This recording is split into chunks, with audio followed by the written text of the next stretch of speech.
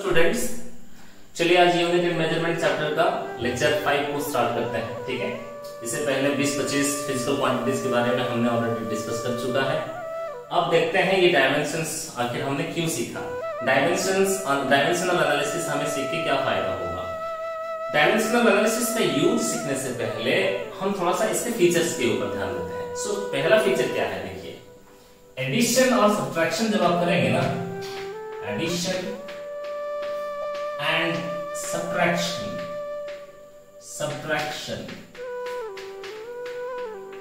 can be operated between similar physical quantities.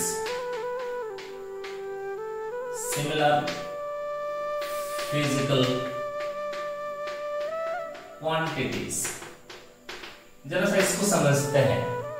Addition और subtraction, इसने कहा पहला फीचर हमने देखा ये टूल का, एडिशन और सब्सट्रैक्शन जो होता है वो सिमिलर फिजिकल क्वांटिटीज के बीच में ही सिर्फ ऑपरेटेड किया जाता है।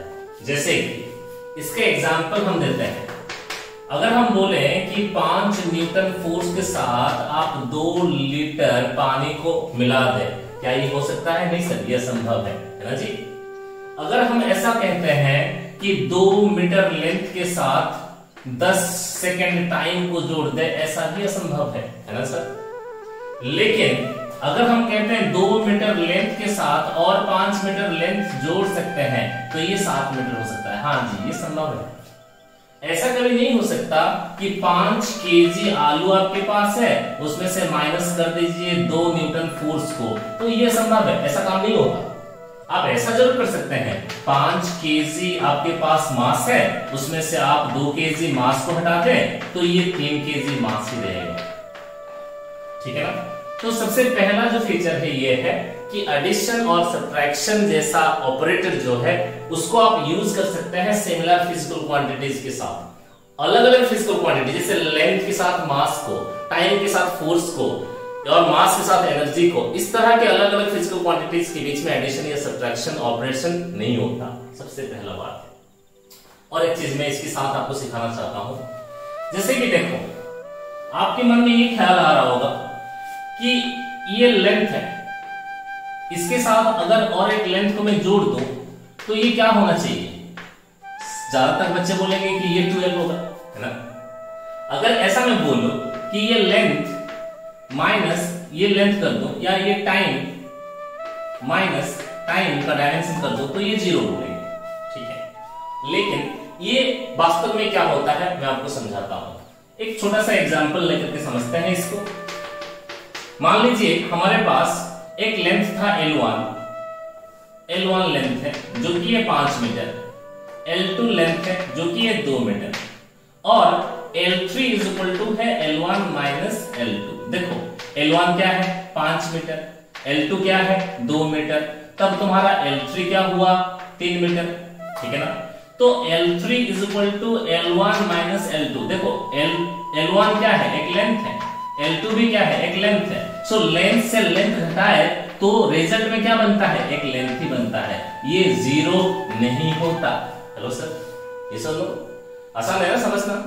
अगर फिर भी और एक एग्जांपल देते हैं। अगर हम ऐसा बोलते हैं कि टाइम है हमारे पास, ठीक है, अगर मैं बोलूं कि मेरे पास 5 सेकंड समय है, उसके साथ अगर मैं 2 सेकंड को जोड़ दूं, ठीक है, तो 2 सेकंड से 5 सेकंड जोड़ देते तो क्या होता? ये 7 सेकंड होता है, 7 सेकंड।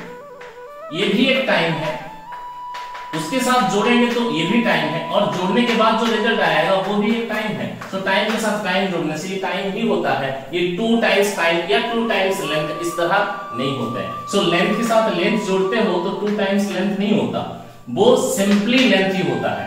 टाइम से टाइम आप सब्ट्रैक्ट करते हैं तो वो 0 नहीं होता, वो सिंपली t ही होता है। ठीक है। डायमेंशनली जब आप इसको ऑपरेट कर रहे हैं तब आप देखें, यहां से सीखें कि लेंथ के साथ अगर आप लेंथ को जोड़ रहे हैं तो रिजल्ट भी एक लेंथ ही है, और टाइम के साथ जब आप टाइम को जोड़ रहे हैं तो रिजल्ट भी एक टाइम है, या सब्ट्रैक्ट कर रहे हैं तो रिजल्ट भी एक टाइम ही है, रिजल्ट 0 नहीं है। ये सबसे पहला बात है।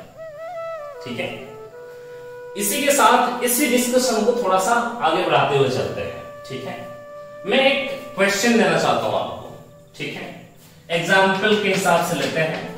अगर मैं बोलूं y is equal to a plus B, अगर ऐसा होता कि y जो है वो एक लेंथ है, अगर ऐसा होगा y आपका एक लेंथ है, तो बाय डिफॉल्ट a और b ये दोनों लेंथ ही होंगे। ऐसा कभी नहीं होता कि मास के साथ मास जोड़ो, ये a और b, देखो a और b के बीच में ऑपरेटर जो है वो प्लस है, मतलब ये दोनों सेम फिजिकल क्वांटिटीज हैं। ये मास, ये टाइम, ये लेंथ, ये फोर्स कभी नहीं हो सकते। अगर ये मास है तो ये भी मास है, ये टाइम है तो ये भी टाइम है, ये लेंथ है तो ये भी लेंथ ही होगा। सो यहाँ पे a और b का दोनों का डायमेंशन बराबर हो जाएगा, सिर्फ और सिर्फ ये प्लस साइन को देकर के आप कंफर्म हो जाएंगे। प्लस या माइनस साइन अगर आपके पास है तो उसको देकर के आप कंफर्म हो जाते हैं कि ये दोनों फिजिकल क्वांटिटी बराबर फिजिकल क्वांटिटी है, ये अलग फिजिकल क्वांटिटी नहीं होते। और ये बात सुन लीजिए, अगर ये लेंथ है, ये लेंथ है, तो बाय डिफॉल्ट ये भी लेंथ होगा। अच्छा जी, ये लेंथ है, y अगर लेंथ है तो a और b जो है उसका डायमेंशन y के साथ बराबर होगा। y लेंथ है इसीलिए उसका डायमेंशन l है, तो a का डायमेंशन और b का डायमेंशन और l का डायमेंशन, सभी का डायमेंशन l ही होगा, ठीक है।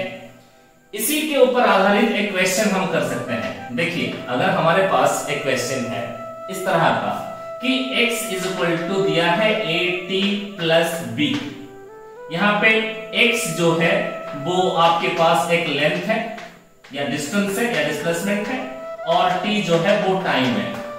अब अगर पूछा जाए a का डायमेंशन क्या होगा या यूनिट क्या होगा, b का यूनिट या डायमेंशन क्या होगा, वो निकालें।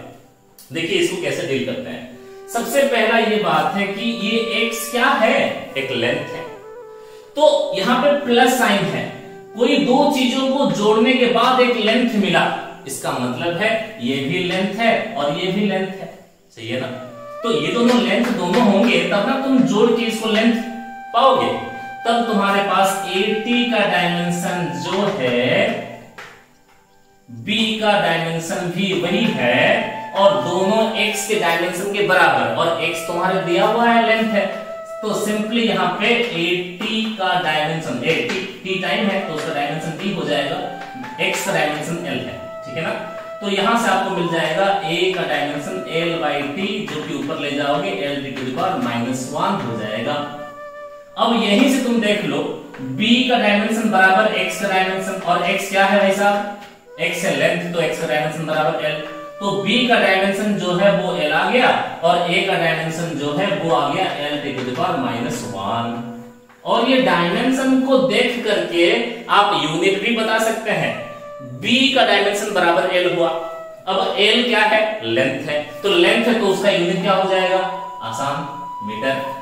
अब a क्या है, l टू द पावर -1 है, तो उसका डायमेंशन है l to the power -1, l माने मीटर है, t माने सेकंड है, टू द पावर -1, ये उसका यूनिट मिल गया। हेलो सर, बात समझ में आ रहा है, ठीक है ना, आसान है ना चीजें।